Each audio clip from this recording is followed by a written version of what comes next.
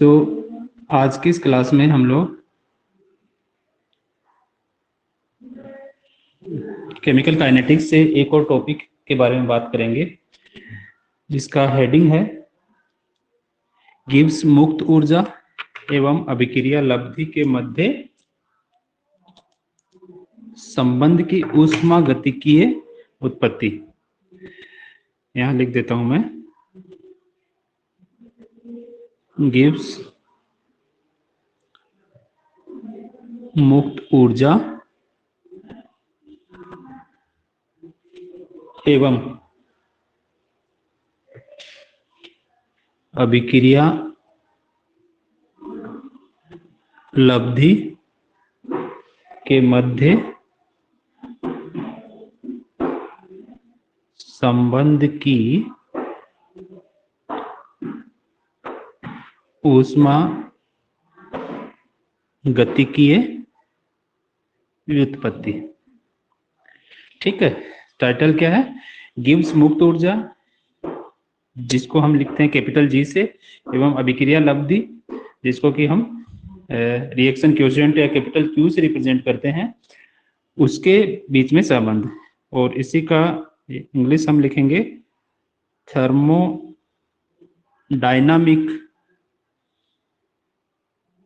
Derivation of relation between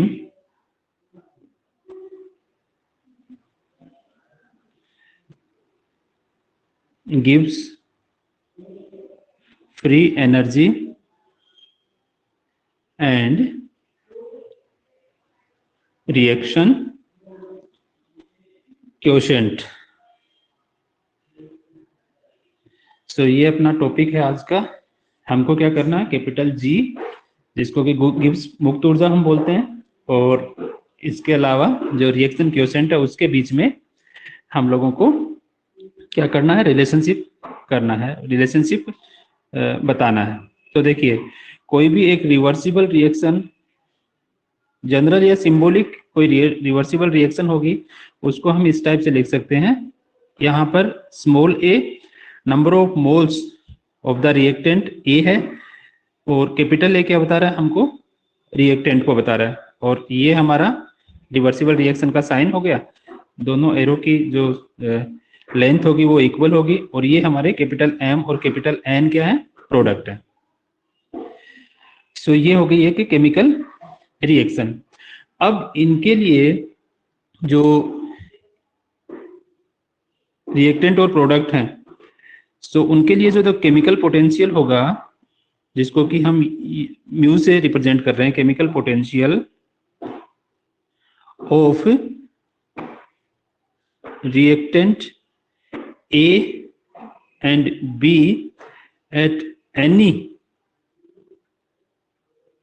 state is mu A and mu B. ठीक है, ये क्या है, रिएक्टेंट्स के लिए केमिकल पोटेंशियल है। होंगे उनके लिए क्या हो जाएंगे, mu M and mu N. Product M and N के लिए mu M and mu N होगा, राइट, रेस्पेक्टिवली। रेस्पेक्टिवली का मतलब क्या हो गया कि जिस क्रम में ये लिखे हैं हमने, कैपिटल एम को पहले लिखा है, तो म्यू एम क्या हो गया, एम का केमिकल पोटेंशियल है, रासायनिक विभव है, और म्यू एन है वो एन का रासायनिक विभव है। और किस स्थिति में, at constant temperature and constant composition. Constant composition का मतलब है कि कंपोजिशन जो होगा वो चेंज नहीं होगा, मतलब हम जो ये रिएक्शन की बात कर रहे हैं वो कहां पर होगी, वो होगी ये कि किसी क्लोज्ड एपरेटस में। So total free energy of reactants, जिसको कि हम कैपिटल जी रिएक्टेंट लिखेंगे, वो किसके इक्वल हो जाएगी, वो हो जाएगी ए म्यू ए। ए क्या है, नंबर ऑफ मोल्स ऑफ ए और म्यू क्या हो गया, ये हो गया ए का केमिकल पोटेंशियल। इसी टाइप से बी, म्यू बी, और total free energy of product, जिसको हम क्या लिखेंगे, capital G product, is equal to, ये हो जाएगा small M mu capital M plus small N mu capital N. So ये हो गया अपना फ्री एनर्जी, राइट। अब चेंज को जब हम बताएंगे, चेंज इन फ्री एनर्जी बताएंगे, तो क्या करेंगे हम, जो अपना प्रोडक्ट की फ्री एनर्जी होगी उसमें से रिएक्टेंट की फ्री एनर्जी को माइनस कर देंगे। सो डेल जी रिएक्शन, मतलब पूरी प्रोसेस के दौरान कितना जी की वैल्यू में चेंज हुआ है, वो हो जाएगा जी प्रोडक्ट माइनस जी रिएक्टेंट। और इसको इस केमिकल पोटेंशियल के पॉइंट ऑफ व्यू से अब जब हम लिखेंगे तो हमको क्या मिल जाएगा, हमको मिल जाएगा जो प्रोडक्ट हो गया वो हो गया small M mu capital M plus small N mu capital N minus A mu A plus B mu B. ठीक है, हमने प्रोडक्ट में से क्या कर दिया, रिएक्टेंट के केमिकल पोटेंशियल को माइनस कर दिया। सो ये इसको आप मान लो अपने इक्वेशन नंबर 1। ठीक है, सो अब इसके बाद में हम ये जानते हैं कि जो केमिकल पोटेंशियल है उसका मान किसी भी गैसियस कांस्टेंट के लिए, जो रासायनिक विभव का मान होगा किसी गैसियस कांस्टेंट के लिए, उसको हम इस टाइप से लिख सकते हैं, the value of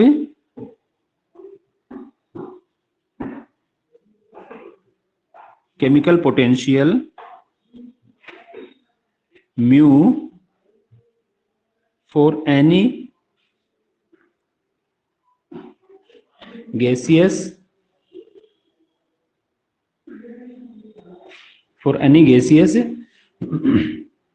constituent at any state, वो होगा mu is equal to mu zero plus R T L N P. यहां पर ये तो क्या हो गया, किसी एक कॉन्स्टिट्यूएंट के लिए केमिकल पोटेंशियल की वैल्यू हो गई। म्यू जीरो क्या है, म्यू जीरो है उसी केमिकल का शुद्ध अवस्था में, राइट। या ये बोल सकते हैं कि हम ये एक तरह से उसका स्टैंडर्ड वैल्यू हो गया केमिकल पोटेंशियल का, राइट। सो ये इक्वेशन भी अपनी वहीं से डेराइव हुई है, G is equal to G star, जो हमने कल बात की थी वहीं से हुई है। सो म्यू जीरो क्या है, यहाँ पर mu zero is chemical potential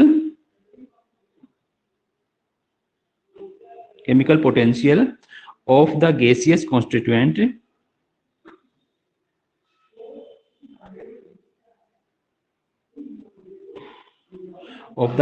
constituent at pressure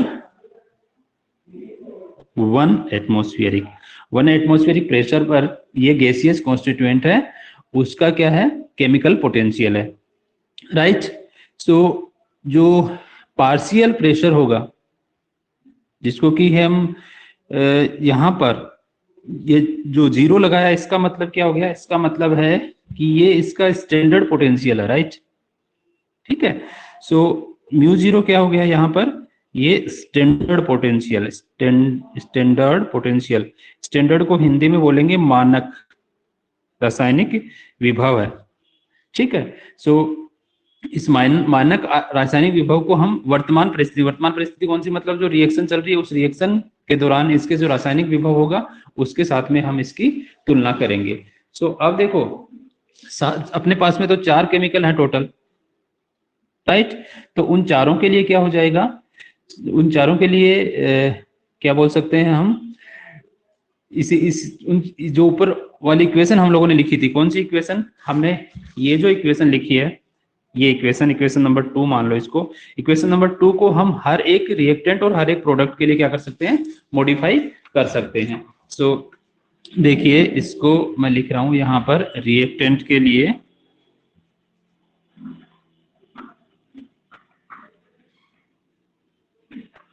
for reactant mu A is equal to mu A 0 plus R T L N P A.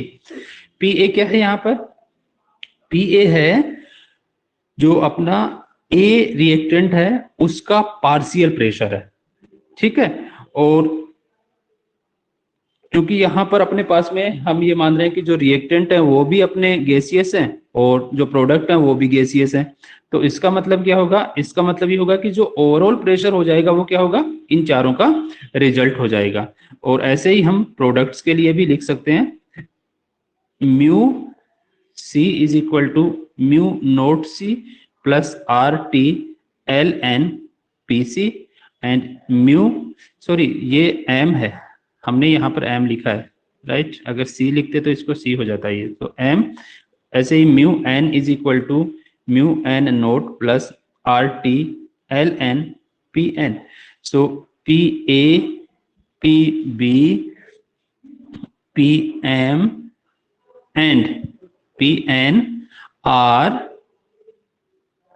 partial pressure of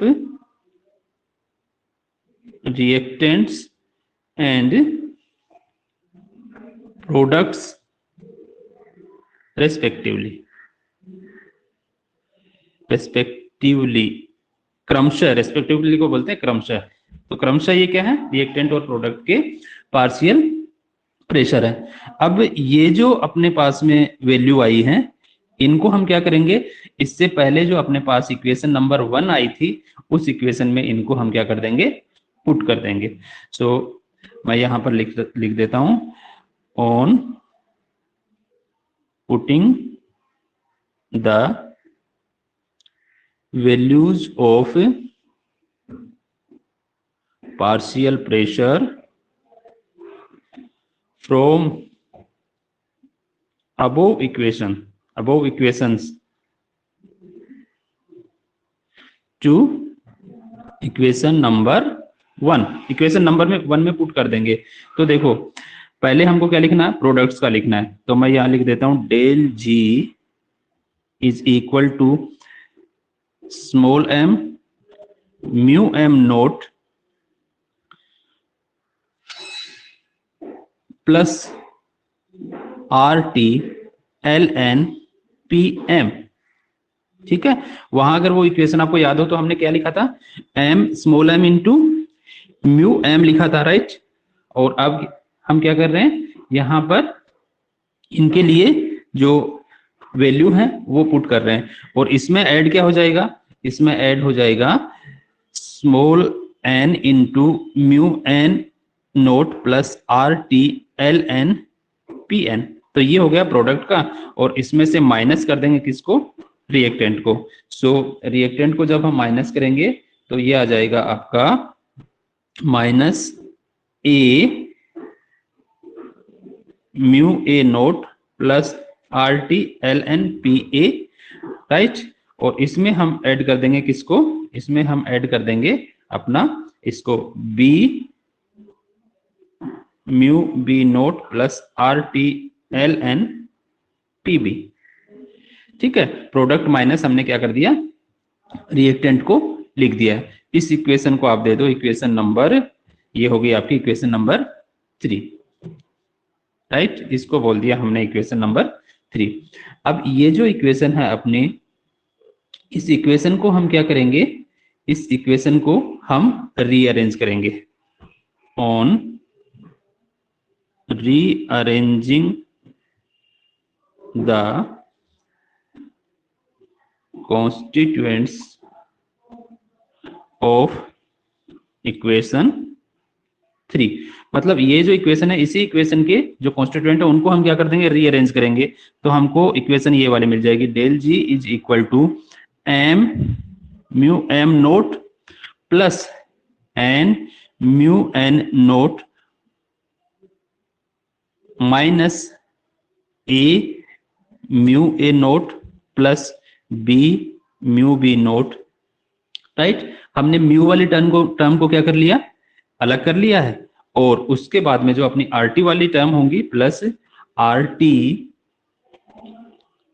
m ln pm plus n ln pn, right, minus इसमें से a ln pa plus b ln pb, इसको हमने क्या कर दिया, minus कर दिया। उसी इक्वेशन को हमने रीअरेंज किया, ठीक है। सो ये अपनी इक्वेशन नंबर हो गई क्या, 4। इसको दे दो आप इक्वेशन नंबर 4।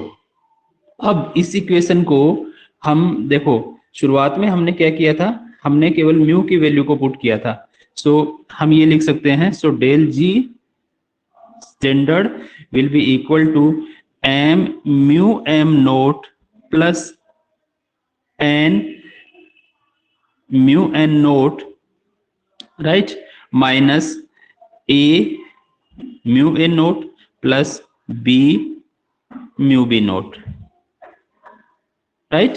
सो इस इक्वेशन को हम इस टाइप से ले सकते हैं, किसके लिए, जब हम बात करते हैं स्टैंडर्ड वैल्यूज के लिए, जिस अभिक्रिया के लिए हम बात कर रहे हैं। So for the taken reaction, ये हमने क्या लिखा है, इक्वेशन नंबर 5 क्या है, इक्वेशन नंबर 5 है अपना जो रिएक्टेंट और प्रोडक्ट है उनके स्टैंडर्ड म्यू की वैल्यू जो है, प्रोडक्ट में से हमने क्या किया है, रिएक्टेंट की स्टैंडर्ड वैल्यूज को क्या कर दिया, माइनस कर दिया, ठीक है। तो अब हम क्या करेंगे, अब हम यहां से जो वैल्यू है standard free energy change value, now putting the value of standard free energy, जैसे स्टैंडर्ड केमिकल है, केमिकल पोटेंशियल है, वैसे स्टैंडर्ड फ्री एनर्जी होगी चेंज, जिसको किससे रिप्रेजेंट करेंगे, डेल जी, और यहां नोट लग गया, इसका मतलब क्या हो गया, ये स्टैंडर्ड या मानक मान हो गया, ठीक है। सो ये अपनी फ्रॉम इक्वेशन 4 से कहां तक करना अपने को, इक्वेशन नंबर 5 में हमको पुट करना है। तो देखो क्या हो गई ये equation, del G is equal to del G naught plus R T L N P M plus P N, ये डॉट का निशान है, right, P A P B B. देखो ये जो पार्ट है, ठीक है ना, एल एन वाली जो टर्म है, इन एल एन वाली टर्म को हम क्या कर सकते हैं, एक साथ कर सकते हैं, और वही इसमें किया गया है। जो माइनस होगा वो इसमें क्या आ जाएगा, नीचे की ओर आ जाएगा। जैसे आपके पास हो मान लो log a minus log b हो, तो आप उसको कैसे लिख सकते हैं, log a अपॉन b, इसको इस फॉर्म में भी लिख सकते हैं। सो वो उसी फॉर्म में यहां पर लिखा गया है, ठीक है। सो अब जो अपने को ये टर्म मिली है कौन सी, P M into P N upon P A into P B, ये जो जो मान है, देखो जब हमने केपी के बारे में बात की थी तो हमने क्या कहा था, पार्शियल प्रेशर के बारे में, तो ये भी पार्शियल प्रेशर के जैसा ही वो मान है। तो इस तो ये जो पार्शियल प्रेशर अपना था, वहां पर हम क्या करते हैं, प्रोडक्ट का पार्शियल प्रेशर अपॉन रिएक्टेंट का पार्शियल प्रेशर।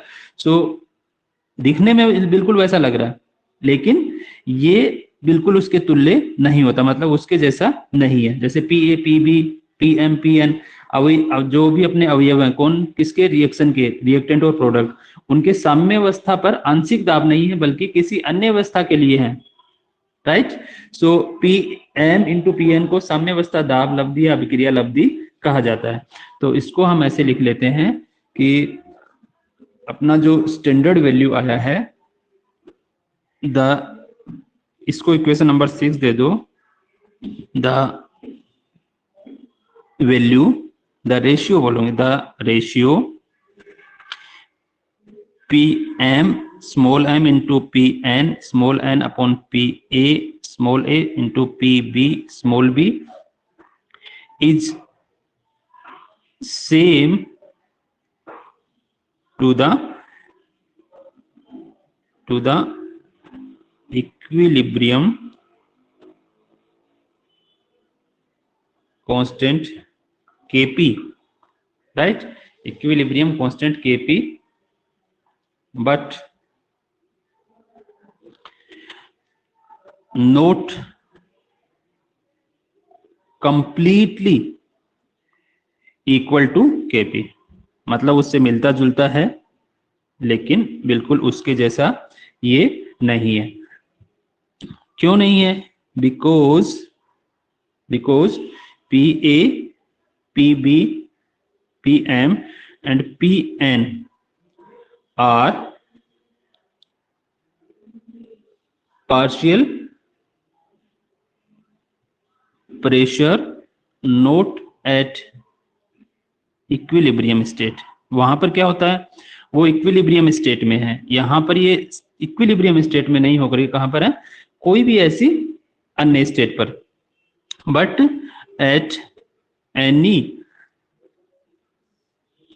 Other state. यही इनमें डिफरेंस है। बाकी मिलता जुलता किससे है? मिलता जुलता ये है Kp से, लेकिन Kp के बिल्कुल इक्विवेलेंट नहीं है, एकदम से तुल्य उसके नहीं है। क्यों नहीं है? क्योंकि वहां पर Kp के जब हम मान लेते हैं और वहां जब पार्शियल प्रेशर लेते हैं तो वो आपके इक्विलिब्रियम स्टेज पर होते हैं, ये इक्विलिब्रियम स्टेट पर नहीं है। सो इसको हम, जो ये रेशियो है, इस रेशियो को हम एक नए नाम से रिप्रेजेंट करेंगे जिसको कि बोलते हैं reaction quotient, right? Pm power small m, Pn power small n, Pa power small a, Pb power small b is generally called reaction quotient. ठीक है, क्या बोलते हैं इसको? रिएक्शन क्वोशिएंट, या फिर इसको कहा जाता है, हिंदी में कहेंगे हम अभिक्रिया लब्धि। क्या बोलेंगे इसको? अभिक्रिया लब्धि, या फिर इसको कहा जाता है रिएक्शन क्वोशिएंट। और चूंकि यहाँ पर दाब के टर्म में हम ले रहे हैं तो इसको दाब लब्धि भी कई बार कहा दिया जाता है, दाब लब्धि भी इसको बोल दिया जाता है। और इसको रिप्रेजेंट करते हैं किससे? Qp से इसको रिप्रेजेंट किया जाता है। तो अब इस इक्वेशन को हम देखो कैसे लिख सकते हैं। इस ये जो इक्वेशन होगी इसमें लिखेंगे del G is equal to del G standard plus RT ln Qp। Simple सा इसको इस टाइप से हम लिख देंगे। तो यहां पर मैं लिख रहा हूं इस इक्वेशन को। So del G is equal to del G standard plus RT ln Qp। ये हो गई अपनी इक्वेशन नंबर 7। ये वही इक्वेशन है, हमने क्या किया है, जो अपना P की टर्म थी उनकी जगह पर हम क्या लेकर के आ गए हैं, हम लेकर के आ गए Qp, जिसको कि रिएक्शन क्वोशिएंट कहा जाता है, हिंदी में जिसको बोलते हैं अभिक्रिया लब्धि के नाम से जिसको जाना जाता है। ओके, सो अब जो ये इक्वेशन मिली है हमको, इक्वेशन नंबर 7 जो मिली है, वो किसी भी अभिक्रिया के लिए स्थिर ताप पर गिब्स मुक्त ऊर्जा एवं अवयवों के आंशिक दाब या अभिक्रिया लब्धि के मध्य के संबंध को व्यक्त करता है, जिसके बारे में सबसे पहले जो बताया था वो दिया था J.H. वॉन टॉप ने बताया था। इसलिए इसको वॉन टॉप अभिक्रिया समतापी के नाम से भी जाना जाता है। सो इसको, इसी बात को मैं यहां लिख देता हूं। So equation 7 show relation between the change in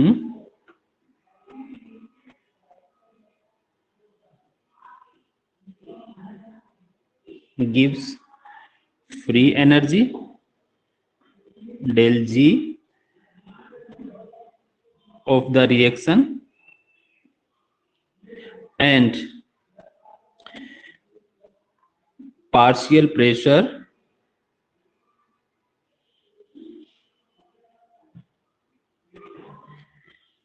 of constituents, जिसको हमने अभी कहा है रिएक्शन क्वोशिएंट। ठीक है, तो ये रिएक्शन किसके बेस में रिलेशनशिप बता रही है, डेल जी और जो अपना रिएक्शन क्वोशिएंट है उसके बारे में बता रही है। सो ये जो था ये it is first given by JH JH want of ने दिया था, सो इसीलिए इसको क्या बोलते हैं, want of isotherm. So it is also termed as want of isotherm, जिसको हिंदी में हम बोलेंगे want of अभिक्रिया समतापी, want of अभिक्रिया समतापी भी कहा जाता है इसको। समतापी का मतलब ये हो गया कि ये कांस्टेंट टेम्परेचर पर ये सारी की सारी प्रोसेस होती है। अब हम बात करते हैं उत्क्रमणीय अभिक्रिया की और साम्यावस्था की। तो हम ये जानते हैं कि जो इक्विलिब्रियम होगा, at equilibrium del G is equal to zero.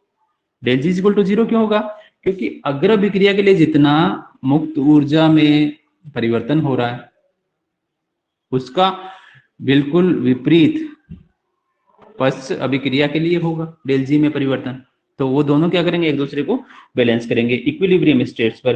तो क्या होगा कि जो अपनी उपरोक्त इक्वेशन है उसमें अब क्यूपी की जगह पर हम क्या लिख सकते हैं, क्योंकि इक्विलिब्रियम की बात कर रहे हैं तो यहां पर क्या आ जाएगा, केपी आ जाएगा। At equilibrium del G will be equal to zero and KP का मान तो हम पहले बात कर चुके हैं, ये होगा P M small M into P N small N upon P A small A into P B small B, right, ये हो जाएगा। सो जो इक्वेशन 7 है उस इक्वेशन 7 को हम ऐसे भी लिख सकते हैं, इक्वेशन 7 विल बी एज, इसको ऐसे लिखेंगे, देखो del G is equal to zero गए तो zero is equal to del G standard plus R T L N K P. ठीक है, क्यों, क्योंकि हम बात कर रहे हैं किसकी, हम बात कर रहे हैं साम्यावस्था की, इक्विलिब्रियम स्टेट की। और ये हो जाएगा L N K P is equal to, ये इस साइड में चला जाएगा तो डेल जी जब इस साइड में जाएगा तो वो माइनस का हो जाएगा, del G standard upon R T. और इसको हम ऐसे भी लिख सकते हैं, K P is equal to exponential power minus del G upon R T, right. और इसको ऐसे भी लिख सकते हैं हम, इसको ऐसे भी लिख सकते हैं, डेल जी, ये स्टैंडर्ड है, del G standard is equal to minus R T L N K P. इस इक्वेशन में क्या करें, इस वाले पोर्शन को हम राइट हैंड साइड में ले जाएं तो उससे पहले क्या आ जाएगा, ये माइनस का साइन आ जाएगा। तो हमें ये इक्वेशन मिल गई, इक्वेशन नंबर 8, इक्वेशन नंबर 9 और इक्वेशन नंबर 10। ये सारे के सारे जो इक्वेशन है, तीनों के तीनों इक्वेशन किसका, किसके अलग अलग फॉर्म है, ये वांट ऑफ आइसोथर्म के ही अलग अलग रूप हैं, जिसकी सहायता से हम साम्यावस्था पर किसी अभिक्रिया की मानक ऊर्जा परिवर्तन, मतलब उसकी जो गिब्स फ्री एनर्जी चेंज है वो, और अभिक्रिया का जो साम्यावस्था स्थिरांक है केपी है, उसके मध्य हम उसके मध्य संबंध को व्यक्त करते हैं। सो इक्वेशन यहां लिख देता हूं मैं,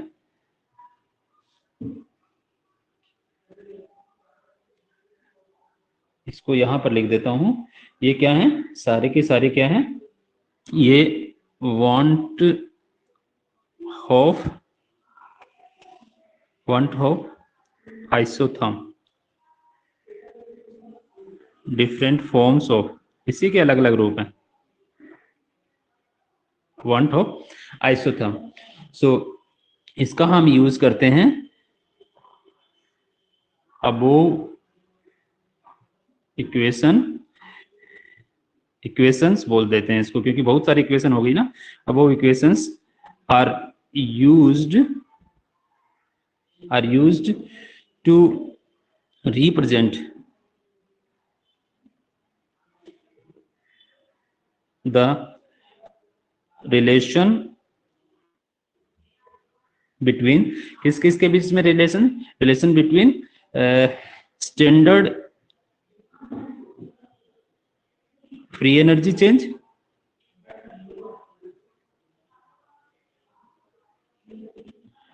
एंड इक्विलिब्रियम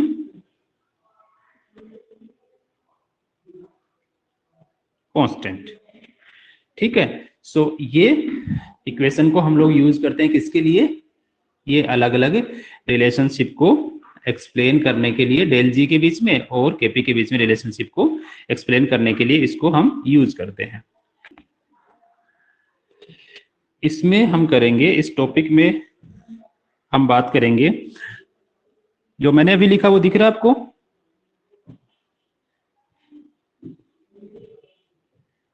हेलो, आपको दिखाई दे रहा है? नो सर, नहीं दिख रहा है। अभी दिख रहा है? Hello, yes sir. Coupling of exothermic and endothermic reactions. Coupling किसको बोलते हैं? कपलिंग बोलते हैं युग्मन को। किस प्रकार की अभिक्रिया का युग्मन की बात कर रहे हैं हम? ऊष्मा क्षेपी एवं ऊष्मा शोषी अभिक्रिया का युग्मन। ठीक है, ऊष्मा क्षेपी एंड ऊष्मा शोषी अभिक्रिया का युग्मन, मतलब उन दोनों को का युग्म बना दिया जाए। अब देखो, हम लोग क्या पढ़ रहे हैं? हम लोग पढ़ रहे हैं इक्विलिब्रियम के बारे में।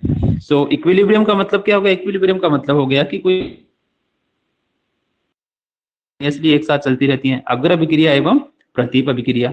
तो मान लो उसमें से एक अभिक्रिया क्या हो? अग्र अभिक्रिया मान लो ऊष्मा शोषी हो, तो प्रतीप अभिक्रिया क्या हो जाएगी? ऊष्मा क्षेपी अभिक्रिया। तो इस प्रकार की जो अभिक्रियाएं होंगी उनके युग्मन की हम लोग बात कर रहे हैं। तो सबसे पहले समझते हैं इन टर्म्स को, हालांकि आप लोग इनसे परिचित हो। एक्सोथर्मिक रिएक्शंस किसको बोलेंगे? एक्सोथर्मिक रिएक्शंस उनको बोलेंगे जहां पर कि हीट या एनर्जी है वो रिलीज होती हो। Heat is evolved during these reactions. मतलब एक्सोथर्मिक या ऊष्माक्षेपी अभिक्रियाएं कौन सी होगी? वो अभिक्रियाएं होंगी जिनके दौरान की हीट इवोल्व होती है। जैसे इसका एग्जांपल देखिए, आप ये जानते होंगे कि जब हम C+O2, सी क्या हो गया अपना? कोयला जिसको बोलते हैं, उसको जब जलाते हैं तो बहुत सारी हीट रिलीज होती है, राइट? सो वो जो हीट रिलीज होगी उसको हम यहाँ लिख देते हैं, उसकी अमाउंट को लिख देते हैं 94330 कैलोरी पर मोल, राइट? इसी टाइप से एक तो ये अभिक्रिया हो गई। दूसरी, हम लोग जो भी भोजन लेते हैं उसके दहन की, ठीक है, उसकी जो बर्निंग होगी हमारी बॉडी में, उसकी एनर्जी है। तो यहां पर भी रिएक्शन किसके बीच में होगी? उस कार्बोहाइड्रेट के प्लस ऑक्सीजन के बीच में रिएक्शन हो रही है। तो हमको क्या मिलेगा? एक एनर्जी मिलेगी, और रिएक्शन के दौरान कार्बन डाइऑक्साइड और वाटर है वो भी क्या होगा? रिलीज होगा। सो यहाँ 5691.6 किलो जूल पर मोल लिखा है मैंने यहाँ पर। तो देखो, दो तरीके से लिखा गया। अगर आप हीट को सीधा उसी की फॉर्म में लिख रहे हैं, डायरेक्टली उस फॉर्म में लिख रहे हैं, तो हम क्या करेंगे? जैसे रिएक्टेंट और प्रोडक्ट को जोड़ते हैं वैसे ही प्लस का साइन लगा करके उसको हीट को जोड़ देंगे। लेकिन अगर हम क्या कर रहे हैं? एंथैल्पी के फॉर्म में लिख रहे हैं, तो एंथैल्पी के फॉर्म में लिखेंगे तो क्या होगा? उसको यहां पर डेल एच लिखेंगे और उसके बाद में अलग से उसको रिप्रेजेंट किया जाता है। तो जब एक्सोथर्मिक रिएक्शन होती है तो डेल एच क्या होगा? डेल एच है एंथैल्पी, एंथैल्पी में होने वाला परिवर्तन है, उसको हमने किसके रूप में लिखा है? डेल एच के रूप में लिखा है। तो ये क्या आएगा? नेगेटिव आएगा। किसके लिए? एक्सोथर्मिक रिएक्शन के लिए। exothermic reaction or exothermic reactions del H will be negative, ठीक है। और एंडोथर्मिक के लिए क्या हो जाएगा, एंडोथर्मिक के लिए ये होगा पॉजिटिव, एंडोथर्मिक के लिए हो जाएगा पॉजिटिव। क्यों, ऐसा क्यों होता है? देखो डेल एच क्या है, del H is the change in enthalpy, enthalpy में होने वाला परिवर्तन है। और ये जो एंथैल्पी में होने वाला परिवर्तन है उसको हम कैसे मेजर करते हैं, उसको हम मेजर करते हैं enthalpy of product minus enthalpy of reactant. तो आप देखो ये तो एक्सोथर्मिक रिएक्शन हो रही है, इस एक्सोथर्मिक रिएक्शन के दौरान क्या हो रहा है, हीट इवॉल्व हो रही है। तो प्रोडक्ट की जो हीट होगी वो क्या होगी, रिएक्टेंट की हीट से कम हो जाएगी, मतलब रिएक्टेंट की हीट क्या होगी, ज्यादा होगी। HR will be greater than HP। सो ये जो रिजल्ट आएगा वो क्या आएगा, नेगेटिव आएगा, इसलिए हम डेल एच को लिखते हैं यहाँ पर नेगेटिव। ऐसे ही इसके लिए क्या हो जाएगा, जो एंडोथर्मिक होंगी उसके लिए क्या होगा, डेल एच की वैल्यू पॉजिटिव हो जाएगी। क्यों, क्योंकि यहाँ पर HR is less than HP, मतलब HP बड़ा है। तो आपको पता ही है कि जब एक बड़ी धनात्मक संख्या में से एक छोटी ऋणात्मक संख्या को हम घटाएंगे तो क्या होगा, जो रिजल्ट आएगा वो क्या होगा, पॉजिटिव होगा। मतलब जो हमको इसमें इस पूरी प्रोसेस के दौरान जो ओवरऑल हीट चेंज होगा वो क्या हो जाएगा, पॉजिटिव हो जाएगा। सो अब जो एंथैल्पी की वैल्यू है वो हमने उसके फॉर्म में हमने सेकंड रिएक्शन में हीट चेंज को लिखा है। अब बात करते हैं हम एंडोथर्मिक रिएक्शंस की। एंडोथर्मिक रिएक्शन कौन सी होंगी, एंडोथर्मिक रिएक्शंस में क्या होगा, heat is given to the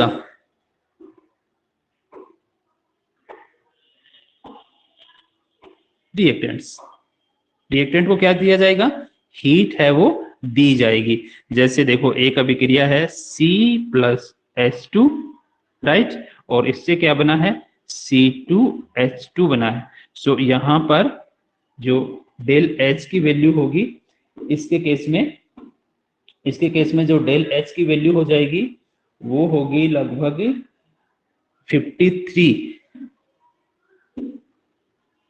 140 calorie per मोल। ये एक रिएक्शन हो गई।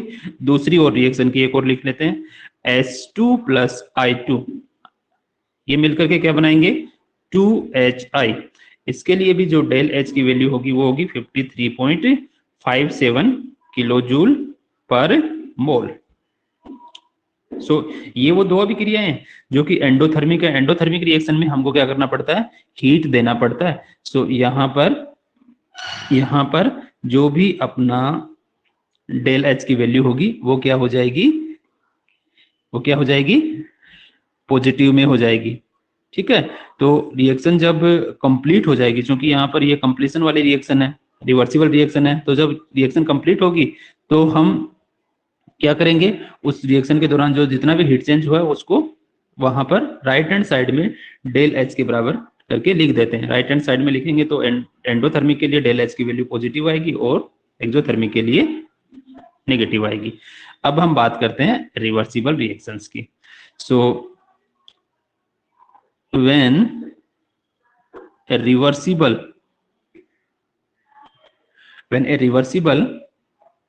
chemical reaction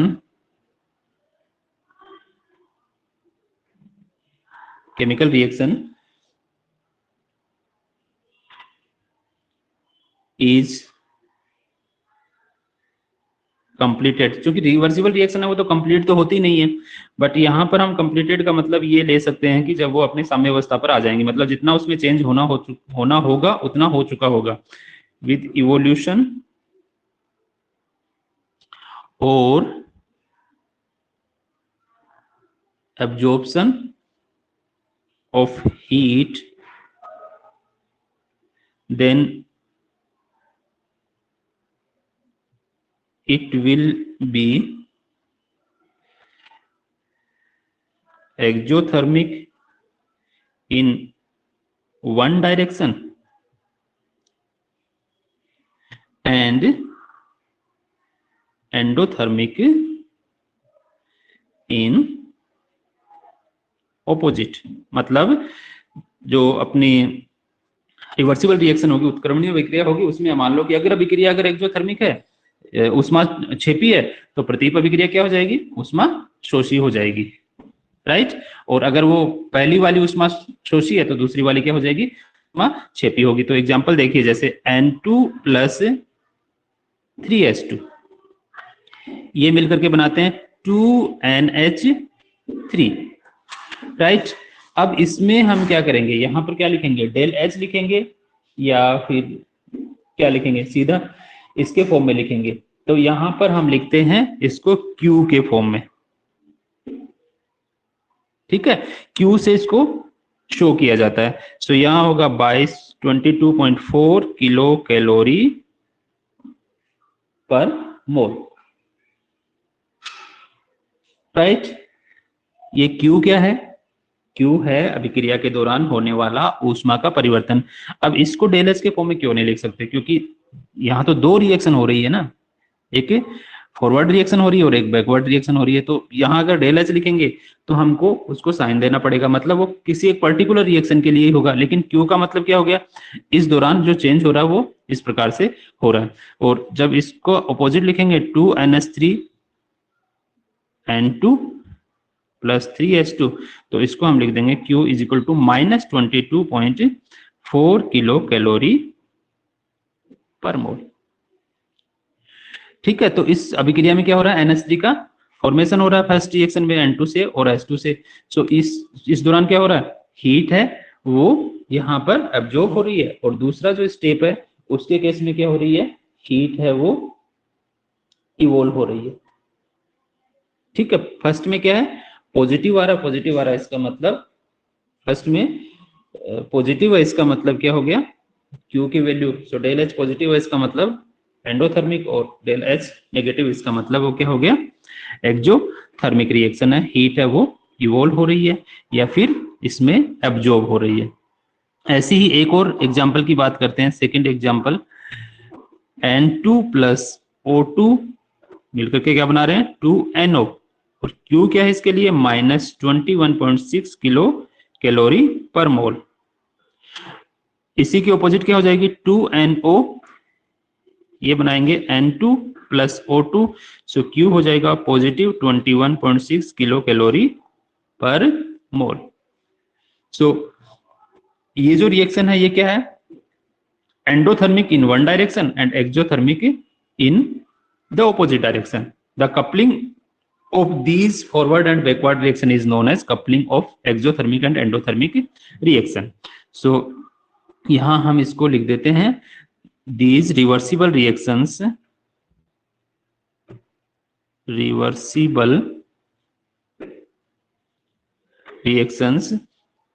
which are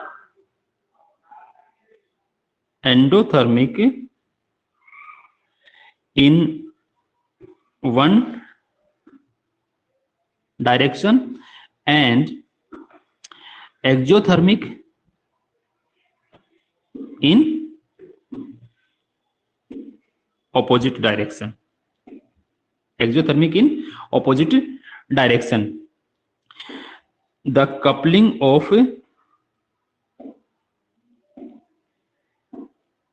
these forward and backward reaction, इसमें एक हो गई क्या एंडोथर्मिक, दूसरी क्या हो गई एक्सोथर्मिक। ये फर्स्ट हो गई एक्सोथर्मिक, सेकंड हो गई एंडोथर्मिक। सो ये जो इनकी कपलिंग है, कपलिंग का मतलब क्या हो गया, रिवर्सिबल रिएक्शन है ना।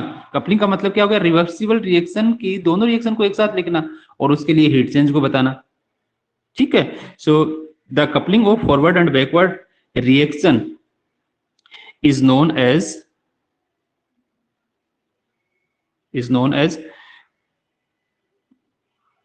coupling of exothermic and endothermic reaction,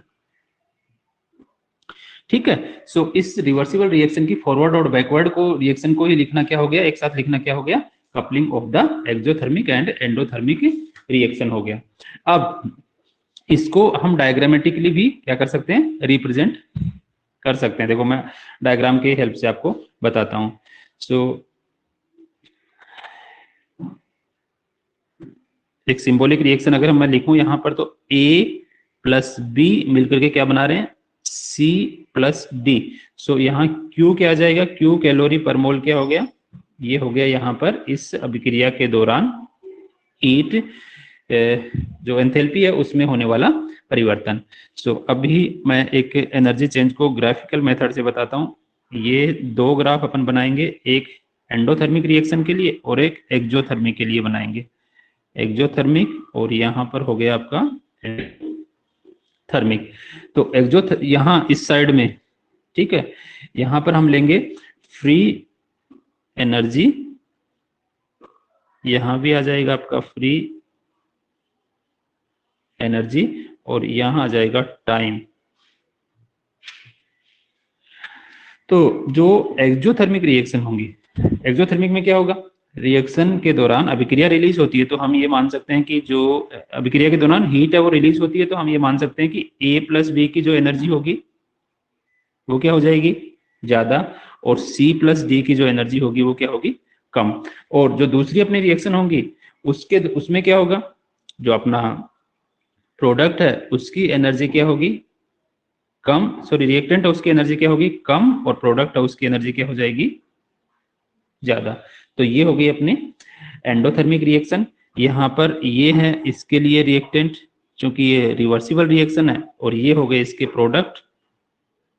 इस अभिक्रिया में जो फर्स्ट अभिक्रिया के प्रोडक्ट है वो बन जाएंगे रिएक्टेंट, और जो रिएक्टेंट थे वो बन जाएंगे प्रोडक्ट। और यहाँ इनकी ये हो गई ट्रांजिशन स्टेट। ट्रांजिशन स्टेट दोनों के लिए ये ट्रांजिशन स्टेट की जो एनर्जी होगी वो क्या होगी, सेम होगी।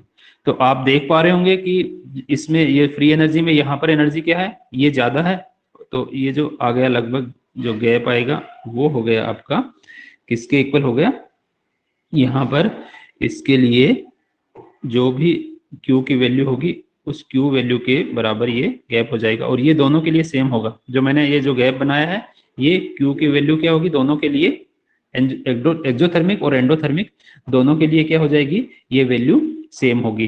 तो जो एक्सोथर्मिक रिएक्शन होंगी उसके लिए जो डेल जी की वैल्यू होगी वो लेस देन 0 होगी, और इनके लिए डेल जी की जो वैल्यू होगी वो मोर देन 0 होगी। ठीक है, सो एक्सोथर्मिक रिएक्शन के लिए डेल जी नेगेटिव होगा, 0 से कम है, 0 से छोटा है, इसका मतलब क्या हो गया, वो स्मॉल है, मतलब नेगेटिव है। सो ये कह सकते हैं कि हम यहाँ इस दौरान क्या हो रहा है, हीट जो निकल रही है इस एक्सोथर्मिक रिएक्शन के दौरान, तो ये रिएक्शन क्या होंगे, डेल जी नेगेटिव है, इसका मतलब हम क्या बोल सकते हैं इसको, ये रिएक्शन क्या है, स्पॉन्टेनियस है। सो इसी को मैं लिख देता हूं, exothermic reaction heat evolved del G negative, so these reactions are spontaneous। ठीक है, जबकि जो एंडोथर्मिक होंगे उनके लिए डेल जी क्या है, पॉजिटिव है, सो वो नॉन स्पॉन्टेनियस होंगी। Endothermic reaction heat absorbed del G positive, और so these reactions are non spontaneous। जिनके लिए डेल जी पॉजिटिव होगा वो क्या होंगी, नॉन स्पॉन्टेनियस रिएक्शंस होंगी। सो ये हो गई coupling of the exothermic and endothermic reaction. I hope आप लोगों को ये समझ में आया होगा।